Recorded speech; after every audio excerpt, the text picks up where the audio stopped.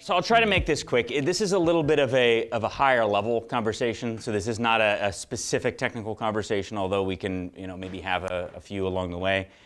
But I want to talk in terms of really what it takes to be successful as a technician, and specifically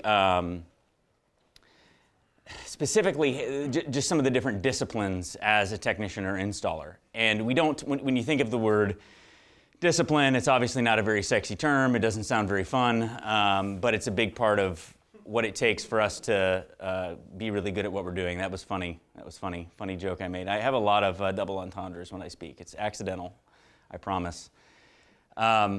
So in terms of disciplines, I want to start with just the overall mindset as it relates to work. Jesse and I talk about this a lot. The first discipline to be successful is that you have to actually want to work. If you don't want to work, if you don't get your mindset around actually wanting to work, and I'm not talking specifically about the specific job you're doing or doing HVAC work or anything, but just in general, that you want to work, work is good, work is something that you need, whether or not any particular day you feel like doing it. I think there are a lot of people who separate overall life happiness from work. It's sort of like, well, I work to make money and then I'm happy outside of work, but I just have to work in order to make money. But the truth is that that's not how it works, that it's something that you spend the majority of your time doing, at least most of us do, a majority of our waking hours. And if you don't decide that you're going to enjoy work, just in general, then work is going to be always a challenge. And that is, at a core level, I think most of us believe that we can choose to change our mindset and enjoy something, or choose to find something we enjoy about something or not. And this plays into a lot of different things. We've talked about this a lot. You see the technician or the installer who finds a reason not to finish a job or not to do a particular hard thing or not to get her done versus the person who always finds a way to complete what there is to do and takes some pleasure in completing things. And so that, I think, is probably the number one thing that we look for in long-term success, and not even in terms of who we're hiring, but in terms of if you're going to do really well in your career. I've never seen somebody who does really well at a particular career who doesn't, to at least some degree, hasn't decided that they're going to enjoy doing it. They're going to take some pleasure in doing what they do. I can't think of a good example of that. So in terms of disciplines, waking up every morning, or at least resetting yourself periodically, so that way you are convincing yourself, you're telling yourself in your self-talk that this is something that you're choosing to do. It's not something that's being forced on you. And in fact, when you hear most people talk about work, I shouldn't say most people, but when you hear a lot of people talk about work when they are dissatisfied, their self-talk is all dissatisfaction. Versus, yes, we all have things we don't like. We all work with people who we don't always enjoy. We all have customers who at times are not the most pleasant. But in general, is our self-talk positive self-talk towards, hey, we want to be doing this. This is the path that we're on. This is the path that we chose as adults. Versus, feeling like you're forced into it or feeling like you have no other choice or whatever the case may be. So I think that's a big one. I'm going to jump right into some really kind of fundamental things that I think get in the way of a lot of people being successful in their work life. And some of this is going to hurt some of us more than others, but to some degree it will hurt all of us a little bit. So I'm not speaking from a position of superiority here. I'm speaking from a position of having struggled with all of these things, okay? So the first one is sleep. If you do not manage your sleep, if you're not intentional about getting enough sleep, if you're not intentional about sometimes not being able to do things you want to do in order to get enough sleep so that you can perform your job, then you're going to struggle at work. And it's just that simple. It's literally just physiology. Like, you can't get around it. If we don't get enough sleep, we're not going to do a good job. It's going to affect our mood. It's going to affect everything. And so being really intentional about that, especially when you're young, I think a lot of people struggle with it because there's a lot of different things pulling on you. And I'm not saying that your work is your most important thing, but in terms of your long-term opportunities, success, all of that stuff, especially when you're young, making decisions to advance yourself and your knowledge and your abilities and your position are all things that are going to help you long term. So I would encourage you to tend to your sleep. For some of us, that's harder than others, and for some of us, that requires boundaries, which is the next thing. In our personal lives, you have to set boundaries with everybody. Everybody has to have appropriate boundaries. And this isn't to say, again, because when I say these sorts of things, people sometimes hear that I'm saying put work before family, and I'm not, because work has boundaries as well, for sure. But everything has to have boundaries. And generally, most of us, as we walk through life, bump into situations where we find that we're in relationships, or we have relationships that don't have appropriate boundaries, where people who have no real understanding of our work, or who maybe don't value our personal progress the way that they should, will put things on us that result in us not being able to perform our jobs well. And that is not, so just to be really clear, I'm not saying that not to help a friend in need. I'm not saying that you don't care for your family or your friends. But what I am absolutely saying is that when we do what we do, that has a really quick opportunity to become one-sided. And when it becomes one-sided, you really need to make sure you put boundaries in place, where there's an expectation placed on us to help out or do this or help me move or, come take a look at my AC because we're pals, or, it's my friend's cousin who goes to church with my uncle or whatever. And, can you just help me out with this? I strongly suggest that you have really clear guidelines for what you are and aren't going to do, and you stick with those boundaries that you set with people. Because otherwise, and it doesn't have to be the same for everybody. I mean, obviously, you're not allowed to be doing side work outside of like your direct family, and you're not allowed to be doing any side work without communicating with your manager. So don't hear that I'm giving you permission to do side work here. But there are definite things that everybody's going to be a little different depending on your relationships. It doesn't all have to be the same. I have pretty strict boundaries, but it's also because my circle is very wide, meaning I have a lot of friends and family locally, so that means that I have to set a little tighter boundaries. So I'm not telling you what it has to be, but you do need to, I would suggest, that in order to be successful, that you have some pretty clear boundaries in your personal life. And that is a discipline. It's something that you decide what you're going to do, and then you do it. That's what disciplines are, right? You decide you're going to do something, and you do it. So if you decide you're going to get a certain amount of sleep, it doesn't matter if something else starts to draw on you. You go ahead and get that amount of sleep because you know it's good for you, it's healthy for you. And the same thing is true with personal boundaries. The next thing is substances. And in the trades especially, there's a lot of alcohol abuse, there's a lot of drug abuse, there's a lot of substances that come in and affect our abilities to do our jobs. And especially in a world where a lot of this stuff is getting more and more confusing. A lot of things are becoming available that weren't once easily available, and I mean they were easily available, but not to homeschoolers like me. And so what I'm saying is that you have to be really clear about where your lines are. It's the same sort of thing. A discipline is deciding what you're going to do and then doing it.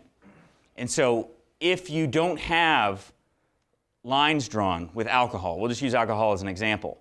If you don't have clear lines drawn, then you are going to make mistakes. And when you do, it will affect your job. So if you've ever come into work a little hungover, if you've ever skipped work because you're hungover, then you understand you have an inappropriate relationship with it in that moment.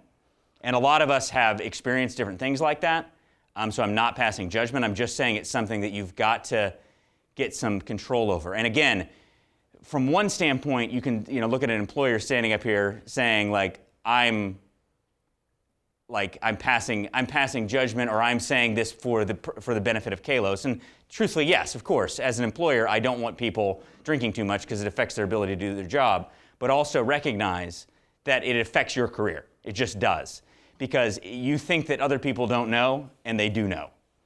And my encouragement just get a handle on it. And I'm not saying that it's going to be the same for everybody, but again, a discipline is deciding what you're going to do and then doing it. So I'm going to pause for a second. Does anybody have any questions about that? That was some like deep stuff. Any particular things that you want to ask or want to add to that conversation?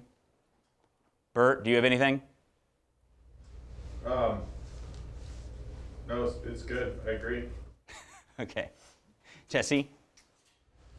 I would say the biggest thing, like obviously from an employer standpoint, it's pretty straightforward, but from a personal development, I think it's significant.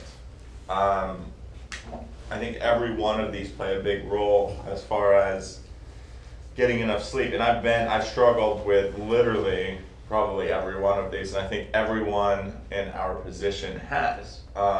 Every human being that has a career and they're like, I want to move forward with this, struggles with these three obstacles. Lots of family. I found out pretty quick, I get tired, I don't want to do side work for family. I have enough to focus on without focusing on 12 family members.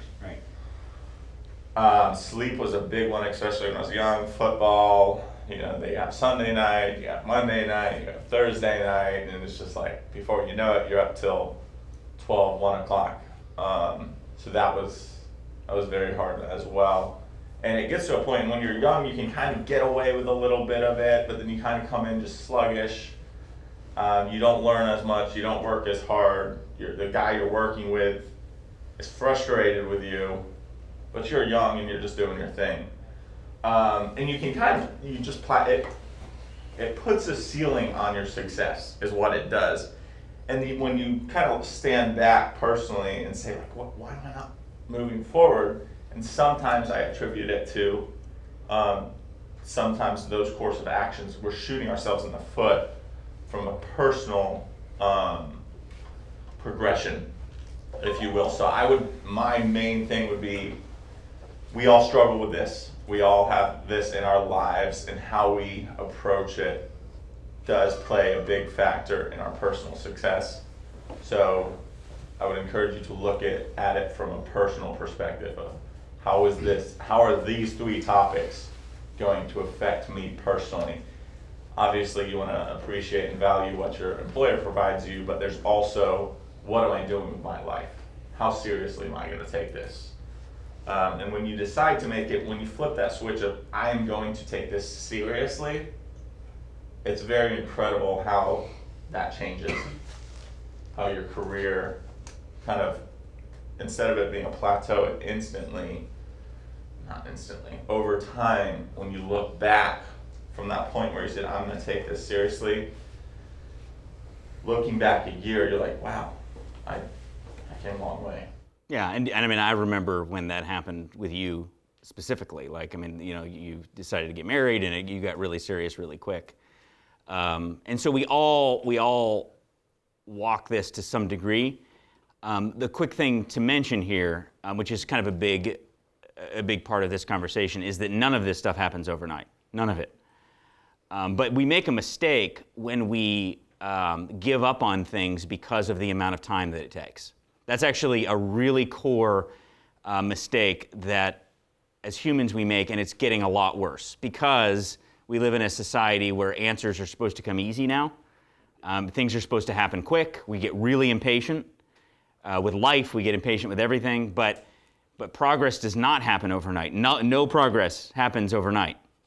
All of it is a series of decisions where you decide to do a thing, and then you do the thing that you decided to do. I'm just going to keep repeating that. But that's cumulative.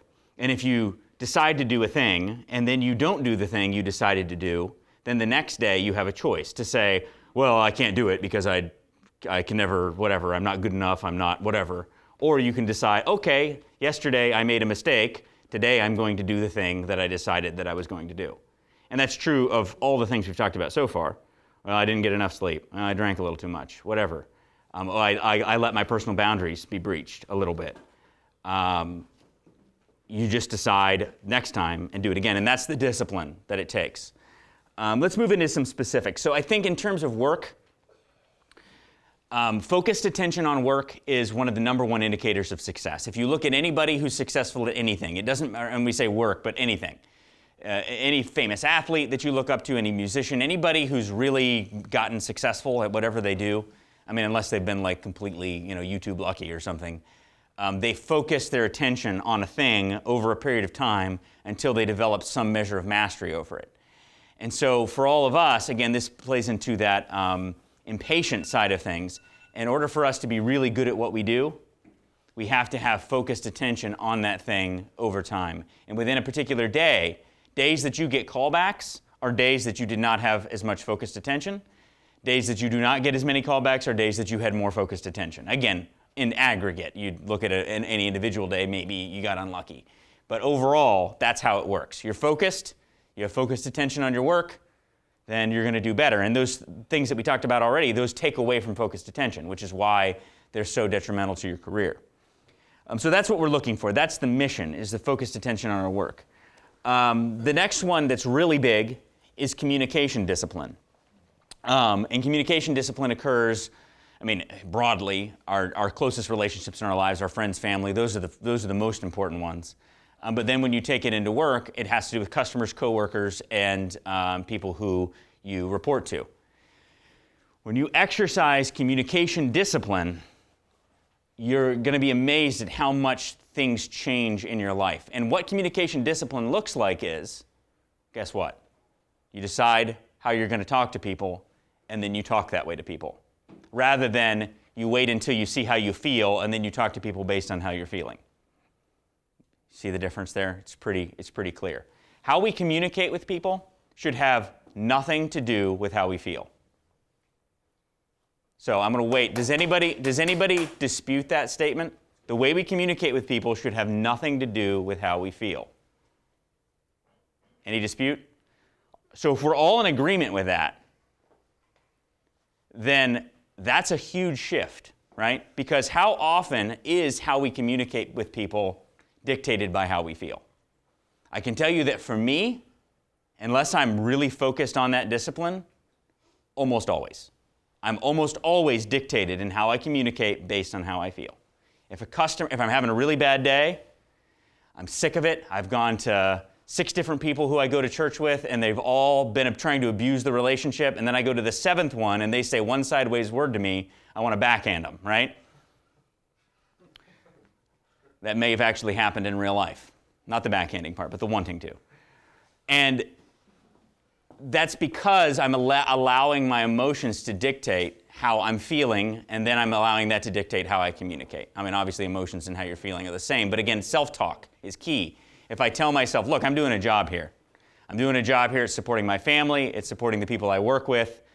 If you have a little bit more of a wartime mindset as far as that goes, then you focus on the mission, and the mission is to do the job with excellence, to have a happy customer at the end of the day, regardless of how you feel about them personally.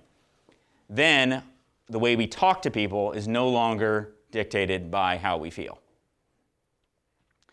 And that is hard, and it will feel plastic to you at first when you start doing that. Because a lot of us have never done that. If you actually think about it, sometimes some of us in certain relationships in our lives have always allowed how we communicate to be dictated by how we feel. But when you start changing that, you have to want to say one thing and instead say another. And that will feel a little plastic at first. But that's where discipline comes in, because when you do that 20, 30, 40 times, then it starts to become natural. It starts to become an automatic response, and it is not unhealthy. It is completely healthy. It is healthy for us to take mastery over our speech until we can get to a place where we can completely control what comes out. And a lot of people go, well, you're penning up all that anger and all that emotion and all that. To some degree, yes. And so find appropriate outlets. Go for a jog, pump some iron, hit a heavy bag. I don't know, whatever you need to do. Do a primal scream into your pillow in the morning, whatever you need to do. But it is not appropriate to allow our emotions to dictate how we communicate. And especially when you're looking to move up in the world, this is where a lot of people, you've probably worked other jobs, most of us have worked other jobs. And other people will call you a brown noser when you control how you speak. Even if you're not overly complimentary, even if you're not overly, they'll just, oh, hey, you're just kissing up to the boss. There is such a thing as being a brown noser, a kiss up, right? And that is where you are intentionally buttering somebody up in a disingenuous way, versus communicating really intentionally that just reduces conflict. So other people are having conflict, you're not having conflict. Why? Because you're thinking through the way you communicate, and you're communicating in that way. It's a big level discipline, but the only way you get there is to do it the next time, and then the next time, and then the next time. Building that habit, building that discipline. What are you going to break that down at all as far as like what what are some ways to decide to talk to people? Like, what are the negative things you're avoiding or the positive thing you're aiming at, as far as like when you're thinking about how should I be talking to people? Okay, so the question is, you want some specific examples? Yeah, Is that what you're looking either for? examples or just, some... All right, so you have a customer who's complaining about money. Okay, this is one that's very work-related, right? So when a customer's complaining about money, what's your objective? What are you trying to accomplish? Are you trying to convince them that you're right and they're wrong? Is that what you're wanting to do? Because if you are, then you're going to approach that in a very particular way. Are you trying to convince them that you're valuable? What are you trying to do? And that's an honest question. What are you trying to do, Ronnie? If a customer's objecting to pricing? I'm trying to show them the value of what they're spending. That's absolutely what the answer I was looking for. Yeah. You have to demonstrate the value to them. What Brown does right now. Yeah. You have to demonstrate the value, right? And again, you have to demonstrate the value in what way? In the way that you want to demonstrate the value, or in the way they need to have the value demonstrated in order to be convinced of the value? So when they walk back inside after I leave, they're going to feel good about their purchase. Exactly. They're going to feel like they got a value for the money they spent. And you just standing there giving them some long speech about them, and you see this all on social media all the time. Well, I just tell the customer this, or I just tell the customer that. There is no I just tell the customer that convinces a customer who's having a price objection to not have a price objection. There is no I just tell them. What there is you demonstrate value to them. And part of that is words, but most of it is through actions. Most of it is through slowing down the process, saying, okay, well, let's walk through what all we're going to be doing here. When I say clean a drain, that might sound like one little simple thing. I'm just going to suck a drain line out. And that is what some people do. But for us, we do a lot more than that because we want to prevent this problem from happening again. So let's talk about cleaning the drain pan. Let's talk about pulling the panels off. Let's talk about using pan and drain spray. Let's talk about everything you're going to do as part of that process. Slow it down. Have that communication. And sometimes you can have it really, really on the nose. Just say, okay, so what would you like to see here? How, is there anything else I can do in order to give you more value for what we've done here today? I want you to feel like you've received a really good value today. That's not for everybody, but you're making it on them and how they see value and not on how we see value. Because the point is that we don't get to choose our customers all the time. Sometimes we can sort them out over time, but initially, especially, we don't get to choose. They called us, we show up. And so you have an intentional conversation that at the end of it, regardless of who they are, where they're from, any of that stuff, are they going to feel like they got a value? And it doesn't mean you have to like them, right? That's a key thing, because I think sometimes it's like, well, that person was a jerk. Well, guess what? There's a lot of jerks out there. But for every jerk, there's 2 or 3 really nice people who really do value what we do. So, and then there's also sometimes where we don't do what we're supposed to do. We make a mistake, right? And sometimes people are gracious with us, and so we have to be gracious with other people.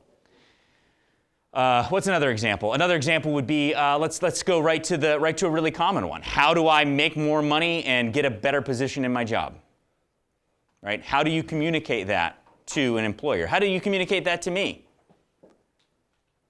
You can communicate in a way that is pushing your perceived value of yourself, which sometimes works once you've already established your value to the other person. But really, in terms of what you're going to get paid or what position you're going to get within a particular organization, it's all about how that person who you're talking to values what you bring to the table. And this isn't just true of good employers, this is true of all employers. Because again, there's this balance between, do I want this person to keep working here? What value do they bring to the table? That is how the world works. It is all a balance of value. So it's the exact same conversation, right? Demonstrating your value. Part of that through words, and part of it through actions. It really is that simple. But when you focus on that, then it changes the way you speak. Because your emotions could be, this person has no loyalty, they're an idiot, they mistreat me all the time, the dispatcher sends me on all the worst calls, they drive me across, they have it in for me. It was funny the other day. I want to be careful about how specific I get. I was sitting, waiting to be sat at a restaurant, and outside seating, a couple tables down, was an AC technician. Does not work at Kalos, but I know personally. And this person was just griping up a blue blaze about their current employer. Just griping. Other coworkers sitting with them, just, oh my gosh, the dispatcher is, it's all the same stuff you always hear. And basically everybody's out to get them all the time. Everybody's just out to get them. And I happen to know that this person has a history of that. And they call this, I forget what book this is from, but it's some business book. They call it the rule of Bob, which is that if Bob has a problem with everyone, then Bob is the problem, right? And we are all Bob sometimes, where we find that we're separating ourselves from people and we feel like we're a victim, but then we realize we're kind of a victim with everybody. Like we kind of have a problem with everybody. And that's where you have to back up and say, look, the way I feel about myself and the way I feel about how I'm being treated is mostly irrelevant in the workplace. What matters is how am I going to demonstrate my value so that I get where I want to go, right? What else am I missing, Bert? You weren't even paying attention. Yeah, I was. No, were you making notes? No. So one thing in these videos, we get a lot of feedback that nobody's making notes, which means you obviously don't care. You know, if you don't take notes, you don't care. I never take notes. I agree with that completely. I was also hoping that maybe you could just say some overarching general things on how you decide beforehand the way you're going to talk to people in general. Like without gossip maybe, or Emotions. Because you said, you don't allow emotions in there at all, but you're talking about the negative emotions as well. Oh, what I mean is that emotions don't dictate. That isn't to say that emotions don't exist. If the emotions that you have are positive, well then absolutely good to express positive emotions. I mean, it depends on what they are, I guess, but you are so beautiful. Calm down. So it really is deciding, though. It's deciding the type of person you're going to be. It's deciding the way you're going to communicate. It's deciding how you're going to act. A big one is, and I'll give you an example of a very recent decision that I've made. This is knowing yourself sort of thing, so this doesn't apply to all of you, this just applies to me. When I feel disrespected by people, I get very angry and vindictive. Mostly quietly, but it's how I feel inside. And if I allow that to dictate my further course of action with people, then it is not a good decision. It does not go well. And so instead, a decision that I've recently made is that if I feel disrespected by somebody, then I'm going to say it, just say that's how I'm feeling, but I may not be right, and let's just wait a day, and then let's talk about this again. Because if I wait a day, I feel completely differently about disrespect than I do the same day that it happens. Because then I can see it for the perspective that it is, which is that a lot of times people are just being them. Like they're not imposing that on you. They're just being them. Or they just let their emotions control. They just let their emotions control, and they said something that maybe isn't the best thing to say. And sometimes sometimes it is appropriate to just express that hurts me, or that I feel like that was inappropriate, but I may be wrong. So let's take a day, think about it, and we'll come back and talk again about it. That's a decision that I've made, and I think it's only happened once so far, but so far it's been a good thing, and it's something that I want to continue to do. So that's an example. And it really depends on the person because we're all triggered by different things. There's different things that come up, and this is the key thing here is deciding how you're going to be and then being the way you decided you were going to be. And if you are not the way you decided you were going to be, that's okay. Just do it next time. That's all. Because none of us are going to be exactly who we want to be all the time. But it's so important, I think, to decide who we are and who it is that we want to be. And where we want to go, too. And that isn't always going to pan out. Things change. A lot of times they change for the better. If I would have, painted my life when I was 18 years old, I wouldn't have painted how how great this is of an organization and my personal life and all that stuff. But now when I'm here, I can still be really negative about what it is that I have. And that's true of all of us, right? So having that future, but then also being really clear about the present. Just going to close off a couple things that are the same sorts of disciplines. Diagnostic process is a discipline. How are you going to approach diagnosis? Are you going to jump all over the place? Or are you going to have a really clear diagnostic process so that you know you came to the right answer? And that varies depending on what you're diagnosing. A lot of people, I get this question a lot online. It's like, well, what's your diagnostic process? I mean, there's like 50 different starts to a diagnostic process. Is it a water leak problem? Is it a refrigerant problem? Is it an electrical problem? There's a lot of different things. I said 50, and then I only came up with 3 off the top of my head, so that was kind of weak. Combustion, airflow, that's 5 times 10. So diagnostic process is a discipline. Task efficiency is a big discipline. I did the change out with Gavin, and Jesse came and helped at my house, and I realized that it was taking me forever. Mostly because, granted, I'm slow, but mostly because I just didn't have the discipline of the task, the right order to do things, and the right tools, and the right kits, and the right materials, and all that stuff, just going back and forth to the van all the time, and oh crap, I don't have this, oh crap, I don't have that. The light is blinking on the big camera there. I don't know what that is. Does that mean it's running out of batteries, do you think? Maybe. Okay, well, I guess we'll just live with it. Yeah, it probably is. If we have the power cord, yeah, that should have been plugged in, because there is a power cord somewhere. All right, we're gonna skip that. So task efficiency is huge. Proper closeout is huge. So if you're a service tech, that means walk on the job before you leave and making sure the equipment's running, making sure the drain's draining, and making sure your tools are picked up. That's a discipline. Organization is definitely a discipline, and that looks different for different people. Some of you are going to be people who put the tool back in the exact same spot every time, and some of you are going to be people who reorganize your truck at the end of the day, and some of you are going to be people who reorganize your truck at the end of the week. And I'm fine mostly with all 3 of those. But what I'm not okay with is the person who reorganizes their truck when they change trucks.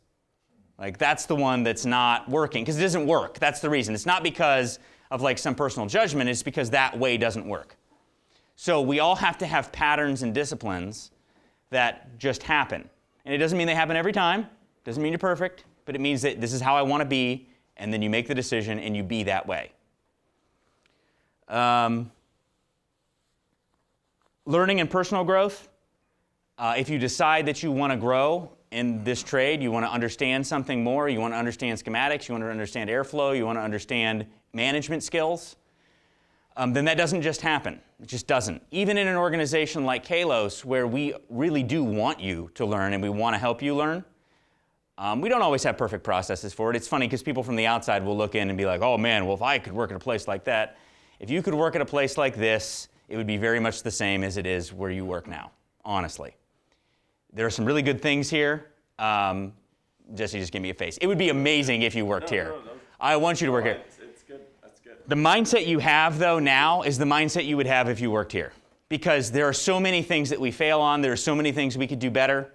And if you came here and worked here, you would see those things. You would be disappointed. You would be disappointed, right? It's all a matter of who you are and whether or not you take the opportunities to learn and grow based on the opportunities you're given. And there are bad places to work and there are good places to work. I'm not saying there aren't. But you as an individual have the ability to break out of that rut regardless. And so your mindset about learning, if you want to learn schematics, 3 months from now, you could be amazing at schematics.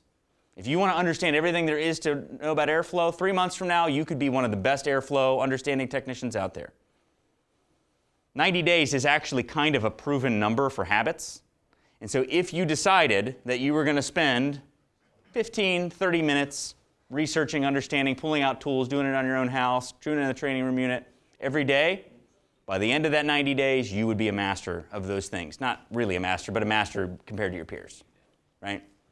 I've said this time and time again. So often people will act like, you get this on YouTube. People are like, man, how do you know so much stuff? Give me a break. I don't know so much stuff. I read manuals, and sometimes I read a manual right before I make the video. So I didn't really remember half the stuff. I read the manual, then I make the video. Isn't that amazing? Aren't I smart? No, I just read. That's all. So like, you don't have to have an incredible intellect. There are people who are at different levels and different talents, and not everybody needs to be the same. But the key thing is for you to decide what it is you want to be, and then take those actions to be that. And the final thing is breaking out of ruts. Because all of us are in a rut of some sort. All of us. And sometimes we're in a rut, and it's a good rut. It's a rut that is that isn't impacting us negatively, and that's fine. You know, you like to eat a certain cereal every morning, or wake up at a certain time, or do a certain thing on the weekend. That's fine. Those ruts are fine. But a lot of the ruts we're in are ruts that are damaging to our careers and damaging to our personal lives, frankly, which is far more important. And I would encourage all of you to think right now about what ruts you're in. For a lot of it is communication patterns. That's a big one. And just decide to break out of that rut, whatever it is.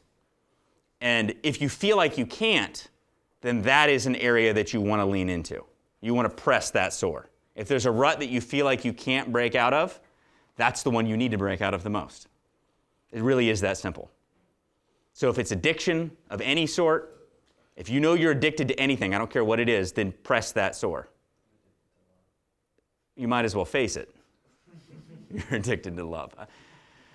So you really want to do that, because honestly, if there's anything that I can do that could possibly help, it's just to challenge you to do the thing you already know you need to do. And then when you do that thing that you know you already need to do, then that is all the credit to you.